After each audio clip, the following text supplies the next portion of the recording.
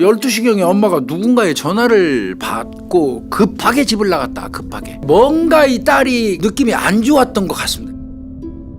특이한 단서가 발견되지 않은 채 이게 1년이 끌었어요. 결국은 장기 미제 실종 사건으로 처리가 됩니다. 그러던 중에 형사과에 근무하던 직원 하나가 술 한잔 먹으러 갔어. 서울에. 옆자리에서 술 먹고 막 떠드는 남성들 목소리가 막 들려요. 옆에서. 귀를 쫑긋 세우고 들었더니 참 이게 참 그러니까 하늘이 있는 겁니다. 내가 이 손으로 사람을 죽인 적이 있어.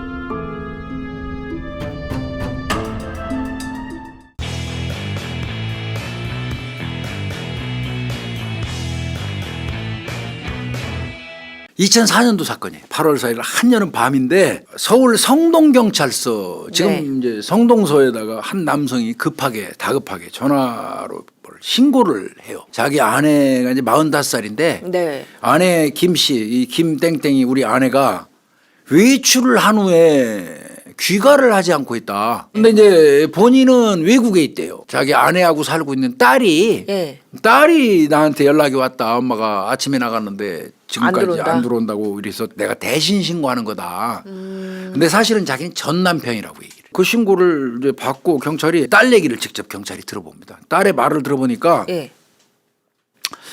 아침에 낮에 12시경에 12시경에 엄마가 누군가의 전화를 받고 급하게 집을 나갔다. 그 이후에 안 돌아온다. 뭔가 이 딸이 이 본능적으로 뭔가 좀 느낌이 안 좋았던 것 같습니다. 이게. 경찰 입장에서는 뭐 시간도 오래 안 됐고 뭐 범죄 정황이 당장은 없으니까 없죠. 단순 가출로 처리를 했어요. 한 2, 3일 기다렸어요. 경찰이. 들어왔으려니 하고 전화해봤겠죠. 아직도 안 들어온 거야. 이건 좀 이상하다. 그럴 수 있어요. 그래서 일단은 이제 경찰이 그 통화 내역을 뽑아요. 그리고 이제 금융 계좌 거래 내역을 일단 해보는 거예요. 그런데 금융거래 내역 인출 사례가 아예 없어요. 그러니까 조금 더 하여튼 좀 경찰은 기다려보자. 그런데 또 며칠이 지났어요. 또 전화해봤어요. 연락이 전혀 없어요. 이때부터 경찰이 이거는 단순 가출 아니다. 자, 이 가출인 같은 경우는 아까 남편이 얘기한 것처럼 이혼 상태. 이혼하고 서울 성동구 행당동에 딸하고 같이 거주하고 있어요. 그리고 이제 봉제 공장 다녔어요. 소문을 들어보니까 엄청난 짠순이. 억척스럽게 생활력이 강하게 사는 그런 여성이에요. 아들은 이제 딸 위에 아들인데 걔는 이제 군대 가서 집에 없는 상태고. 그러니까 현재는 딸하고 둘이 사는 거예요. 전 남편 상대로도 이제 경찰이 확인했어요. 그렇겠죠.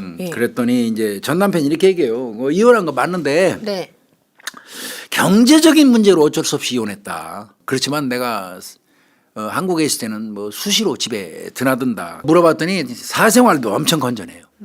그냥 아이 돈 벌고 아이들 케어하고. 그러니까 경찰 입장에서는 이 김 씨 가출하고 관련돼 가지고 할 수 있는 수사는 다 해봤어요. 이게 뭐 건덕지라도 나와야지 뭐 원한이라든지 뭐 치정이라든지 이런 게 나와야지 뭐 할 텐데 아무 문제가 없는 거예요. 남편은 더더군다나 외국가 있었고. 그 특이한 단서가 발견되지 않은 채 이게 1년이 끌었어요. 그 다음에 이제 장기 미제 실종 사건으로 처리가 돼가지고 어떻게 보면 서고에 처박힌 거죠. 딸 입장에서 보면 기가 막힐 것 같아요. 어느 날 갑자기 엄마가 없어져갖고. 기가 막힌 거죠. 가족은 뭐 거의 난리 난 거죠. 그러던 중에 참 이게 참 그러니까 하늘이 있는 겁니다. 그 당시에 서울 중랑경찰서 형사과에 근무하던 직원 하나가 술 한잔 먹으러 갔어. 서울에. 술 한잔 먹고 있는데 형사들이 참 묘한 습관이 저도 그렇거든요. 얘기하면서도 막 주변에서 떠드는 소리 다 들어요. 거기 그중에서 저 물건 될 만한 게 있는지 듣는 거예요. 그 옆자리에서 술 먹고 막 떠드는 남성들 목소리가 막 들려요. 옆에서. 그 귀를 쫑긋 세우고 들었더니 한 명이 이런 얘기를 해요. 내가 이 손으로 사람을 죽인 적이 있어. 그러니까 형사가 귀를 쫑긋 세울 수밖에 없고 내가 사람도 죽인 놈인데 나는 겁나는 게 없어. 나는 겁나는 게 없어. 야, 너 엄마 어려운 거 있으면 나한테 말해. 그런데 형사가 또 가만히 생각해 보니까 그 이제 슬그머니 그 사람 얼굴을 봤겠지. 얼굴을 딱 보니까 깡패 얼굴이 아니야. 뭔가 이상해.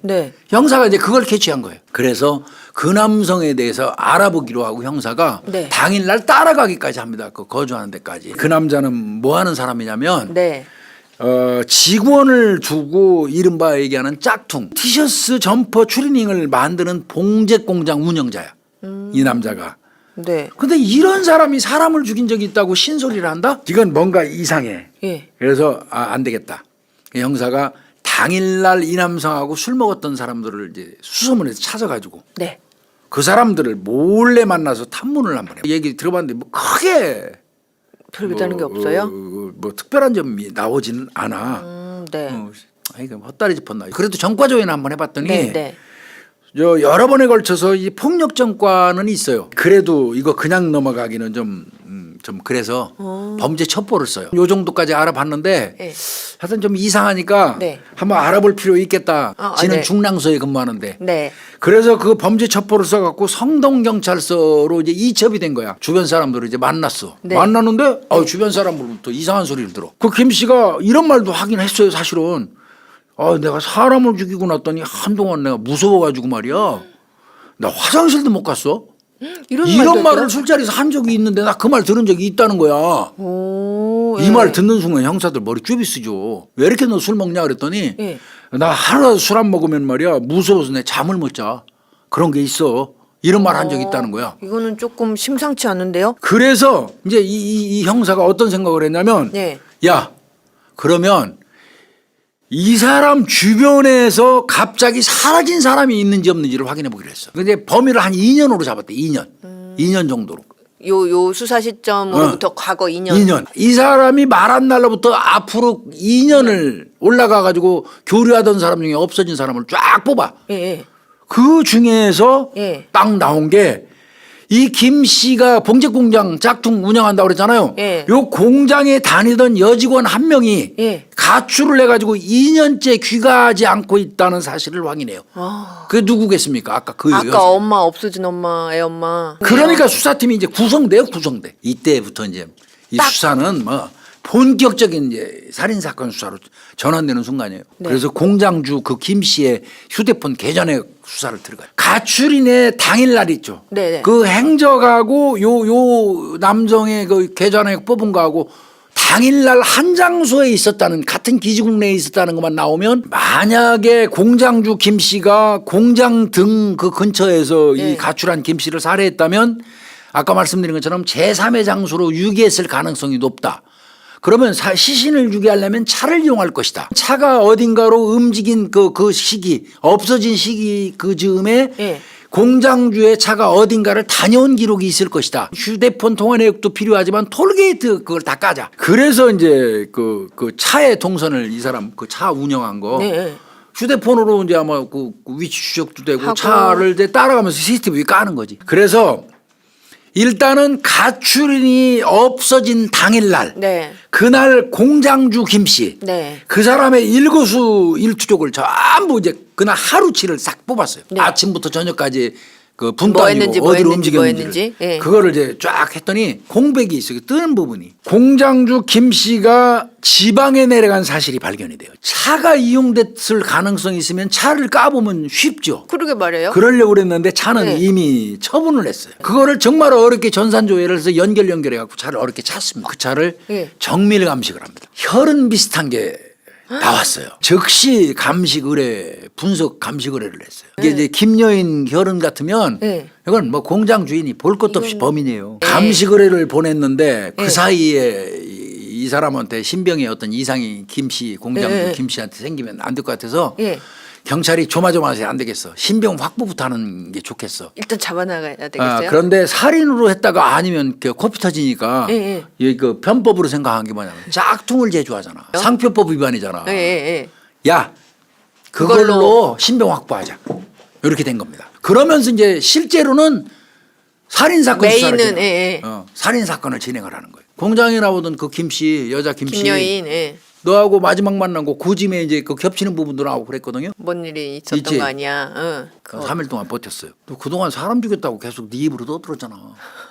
들은 사람이 한둘이 아니야. 너 잠이 안 온다며. 너 차 처분했지만 그 차 찾았으면 우리가 거기서 혈흔도 채취했어. 지금 저 감식오래 저 보내가지고 혈액형 금방 나와. 이것까지 제시를 했어.